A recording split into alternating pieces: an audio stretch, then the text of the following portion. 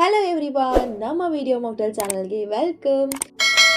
ಇವತ್ತಿನ ರೆಸಿಪಿ ಮೈಸೂರು ಪಾಕ್. ಈ ಬಿಸಿ ಬಿಸಿ ಮೈಸೂರು ಪಾಕ್ನ ಯಾವ ರೀತಿ ಮಾಡೋದಂತ ನೋಡ್ಕೊಂಬರೋಣ ಬರ್ರಿ.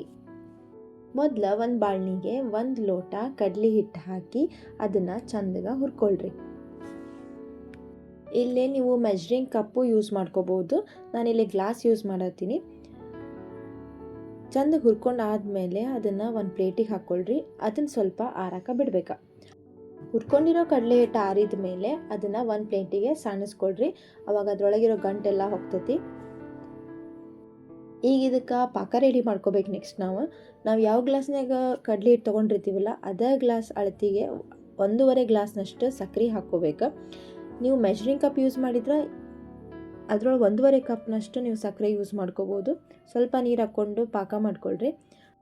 ಸೇಮ್ ಟೈಮ ಇನ್ನೊಂದು ಪಾತ್ರೆಗೆ 1 ಗ್ಲಾಸ್ನಷ್ಟು ಎಣ್ಣೆ, ಅರ್ಧ ಗ್ಲಾಸ್ ತುಪ್ಪ ಹಾಕ್ಕೊಂಡು ಕಾಯ್ಸಕ್ಕೆ ಇಡ್ರಿ.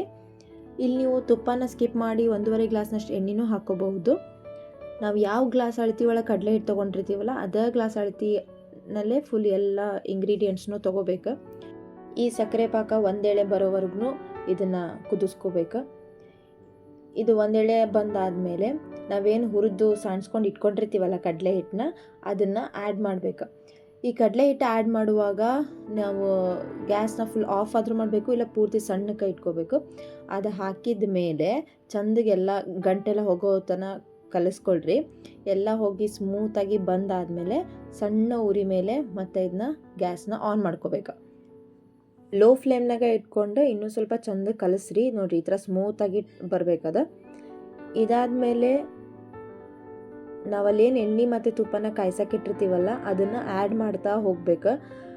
ಎಣ್ಣೆ ಮತ್ತು ತುಪ್ಪದ ಫ್ಲೇಮ್ ಆಫ್ ಮಾಡೋಕೆ ಹೋಗ್ಬೇಡ್ರಿ. ಅದು ಬಿಸಿ ಬಿಸಿ ಇದ್ದಿದ್ದನ್ನು ನಾವು ಇದು ಆ್ಯಡ್ ಮಾಡ್ಕೊತ ಹೋಗ್ಬೇಕು. ನೋಡ್ರಿ, ಇಲ್ಲಿ ಆ್ಯಡ್ ಮಾಡಿದಾಗ ಅದು ಬುರುಗೆಲ್ಲ ಬರ್ತೈತಿ. ಆಮೇಲೆ ಅದು ಎಣ್ಣೆನೆಲ್ಲ ಅಬ್ಸಾರ್ಬ್ ಮಾಡ್ಕೊತೈತಿ. ಮತ್ತು ಇದನ್ನ ಆ್ಯಡ್ ಮಾಡಬೇಕು.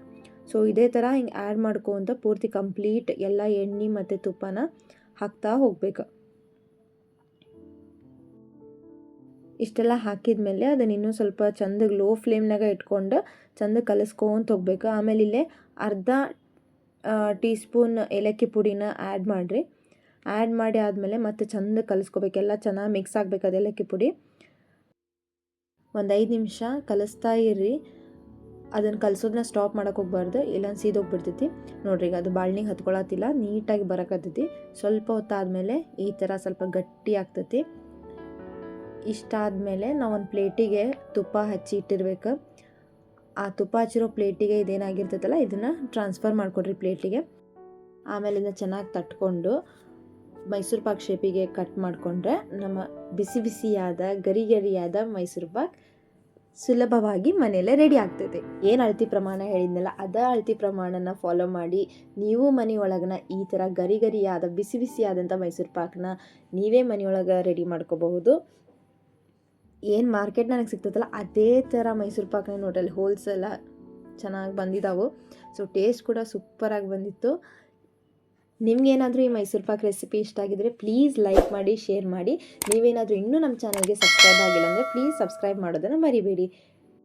ಮತ್ತೊಂದು ರೆಸಿಪಿ ಜೊತೆ ನೆಕ್ಸ್ಟ್ ವಿಡಿಯೋದಲ್ಲಿ ಸಿಗ್ತೀನಿ. Stay tune. Thank you for watching.